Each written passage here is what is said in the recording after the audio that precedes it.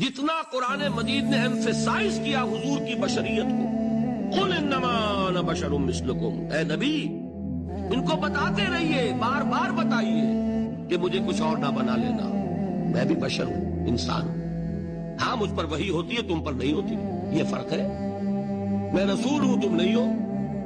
اور دوسرا یہ کہ خود حضور نے ایسی باریک بینی سے روکا، یہ بھی آپ کو پسند نہیں تھا کہ میں آؤں تو تم کھڑے ہو جاؤ، صحابہ کو آپ روکتے تھے۔ ایک صحابی کی زبان سے نکل گیا ما شاء اللہ و ما شئت، جو اللہ چاہے اور جو آپ چاہیں، فوراً ٹوک دیا، کیا تم نے مجھے خدا کا مد مقابل بنا دیا؟